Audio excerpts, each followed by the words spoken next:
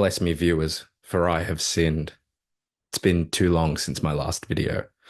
I've been preoccupied at late with watching Daredevil Born Again on Disney Plus. Hey, they brought Daredevil back and it doesn't suck. Woo! In honor of Daredevil Born Again Season 1 wrapping up on Disney Plus in the next couple of weeks, I thought I would talk about what I consider to be the darkest Daredevil story ever written. Now, do I fully believe that? I don't fucking know. I've read a lot of Daredevil. I've read more than you motherfuckers have. Here's every issue of Daredevil I've ever read, starting now. Daredevil, issue 1. Daredevil, issue 2. Daredevil. Okay, but for real, the issue I'm actually talking about today is Daredevil 220 by Dennis O'Neil. Mwah, bless up, rest in peace. One of the greatest to ever do it. Read his fucking Iron Man run. It will blow your mind. This issue is called The Fog, which I've always thought was a very cool name and also a pretty good John Carpenter movie. Go watch it if you want to or not. I don't give a fuck. Before we even get into this issue, just a general like trigger warning for self-harm and suicide and all of that. It's kind of that's kind of a spoiler, but also worth knowing at the top because it is grim, man. Just a brief history lesson. This issue is about Matt Murdock, Daredevil, obviously, and also one of his ex-love interests, Heather Glenn. Heather and Matt's relationship was like shit from the get-go. I'm not going to go too much into it, but like, so her dad died and she blamed it on Daredevil, and then she met Matt Murdock, and maybe Matt like defended her in court or something. And then they like hit it off, and then she found out he was Daredevil, and she was like, "Fuck you, you killed my dad." And he was like, "I didn't, no, I'm Daredevil, man." And then like it was all fine, and then like Matt was kind of being really distant and like not treating her very well, and just being like a shit boyfriend, because it's Matt Murdock. Oh, that's right. And then Matt's solution to their relationship breaking down is he's like, "What if I propose?" It's clearly a terrible idea, and Heather is like, I don't know that that's going to work, but because she'd lost her father and her company went to shit and everything, she felt like she had nothing left but Matt Murdock. So obviously Matt keeps being distant because he's Daredevil. Heather really needs him, and Foggy is clearly worried about this whole situation. And so Heather goes to Foggy and is like, "Foggy, fucking Matt's Daredevil and he sucks, and what do I do?" And Foggy's like, "It's all good, I'll sort it out." And then Heather gets a letter from Matt Murdock that's like, "I don't want to get married and I don't love you and Big Daredevil is sick and fuck off. See you later. Bye-bye." And it's all over and that's it. But it turns out that Foggy and Black Widow were the ones that forged the note because they were like, this relationship is not cutting it. Anyway, that's the history lesson. So then we get to here. The Fog opens with Matt Murdock getting a call from Heather Glenn where she basically says, "Matt, come here right now.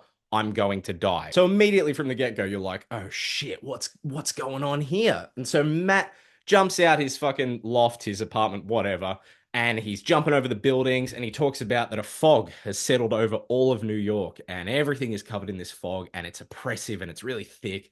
And realistically, it's just a very good fucking setting for this really depressing story and a very poetic ending. As Matt is heading over to Heather's apartment, he hears two people having a domestic argument, and he's like, "Look, I can't deal with that right now. I'm trying to get to Heather. She says she's in danger." Matt gets to Heather's apartment and finds that she's just drunk, and she's not going to die. No one's trying to kill her. Everything's fine. So Matt leaves Heather's apartment, and as he does, he hears a gunshot or a scream or something, and he goes and checks in on the domestic violence that was happening before, and he finds that Doris, the woman, has been killed. So he tracks down Manny, the guy in the streets, and beats the absolute piss out of him, and he's all annoyed because he's like, "Fuck it. God damn it, Heather. I was trying to, like, I could have been doing some good superheroing, but you, like, fucked up my whole night. And like now a girl is dead." And so obviously Matt Murdock with all his fucking guilt is just like, "Oh, Jesus Christ." So Matt shows up for work the next morning, I assume after having just a woeful night's sleep. And they get a call. Matt takes the call and he's called to Heather's apartment where he walks in and he finds Heather hanging from the ceiling. And it's like I know Marvel can do these things. I know comic books as a medium can do these things. But when you have a superhero like a Daredevil or like a Spider-Man or whatever, that kind of character walk into a room and just see their girlfriend or ex-girlfriend hanging from the ceiling, It's like, oh, fuck. Would they tell that now? I don't know, man.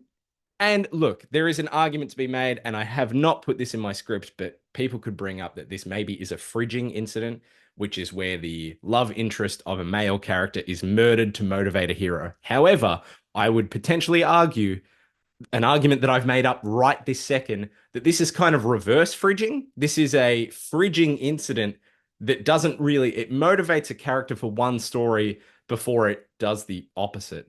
You know, wasn't my strongest argument, and I never pretended it was. Fuck off. I don't care. Fuck you. So Matt walks around the streets of New York in the fog, clearly upset. There's still a lot of love there for Heather. Oh shit. I forgot something. No! What I should have mentioned before is that when Foggy and Black Widow forged the note for Heather, they also forged one for Matt. So both of them got a forged letter. And in this moment, Matt realizes, oh shit, that was a phony letter. Heather didn't kill herself. There has to be more to it. So he starts getting into denial, right? And as he's walking around, he remembers something from Heather's apartment, a cigarette butt. And he realizes that Heather didn't smoke. She hated smoking, in fact. Oh shit, Heather didn't kill herself.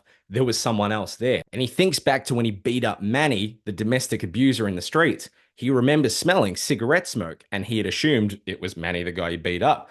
Turns out, different person altogether. And so Matt, putting all of this together, says, I'm beginning to think I've been feeling guilty for nothing. Heather didn't commit suicide. She was murdered. I'm going to skip over a little bit of stuff here, but what matters is that Matt goes on a fucking rampage. He's following every clue he can find to try and find who is responsible. He follows the cigarettes to a guy, to like a shipping yard, to a crime boss, and blah, blah, blah. Eventually, Matt shows up at like a gang meetup, mob meetup. I don't fucking know. A group of criminals that are chatting in a room.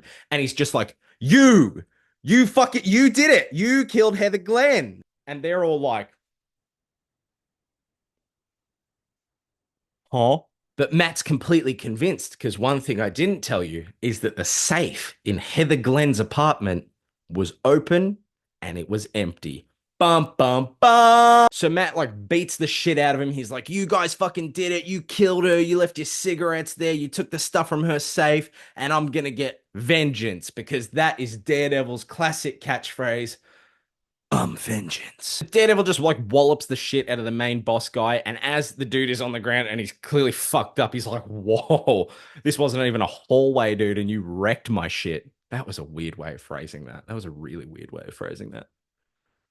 I'm keeping it in, fuck it. As the guy's on the ground, he looks up and he says to Daredevil, I didn't kill her. And obviously, if you know anything about Daredevil, he's hearing heartbeats and he's like, you what? I'm gonna read this next part verbatim, but it's also on a laptop screen, like down there. So bear with me. My men and I watch her house. Yes, we break in and open the safe. Yes to that also. But hang her? No. She was hanging when we arrive. And then Matt says, his heart beats, the tremors in his voice. They indicate he's telling the truth. So with this, Matt realizes that Heather's death is somewhat, in some capacity, his fault. Whether it was their relationship that pushed her over the edge, or her father's death, or her newfound alcoholism, or all of it combined, Heather Glenn did kill herself. She wasn't murdered. It wasn't an accident. She took her own life. And so the story ends at Nelson and Murdoch, where Foggy hands Matt a note. And the note is from Heather, and it says, Dear Foggy, tell Matt I'm sorry. Tell the world I'm sorry. She had sent this to them before she had taken her own life. The issue ends with Matt, clearly racked with guilt, walking through the office and opening up the windows, to which Foggy says, What are you doing? And Matt says, Letting the fog in, to which Foggy obviously asks, Why? And then Matt says, I can't exactly say, it just seems right. So yeah, that's The Fog. That's Daredevil 220. A bitterly depressing story. Probably not as much fun to talk about as I thought when I went into making this video. I was like, oh man, this is crazy. People are going to love this. It's so brutal. It's so gritty. And now getting to the end of talking about it, I'm just like, fuck. If you like this, we've got a lot of videos coming out. Every member of this channel is making new and different and interesting content. So if that interests you, subscribe. If you're already subscribed, thank you. Let me know if this video was any good. Did I cover this story well or not? I have no idea. If I did, go out and read it and see what you think about it. And if I didn't, definitely go out and read it. So yeah, thanks for watching.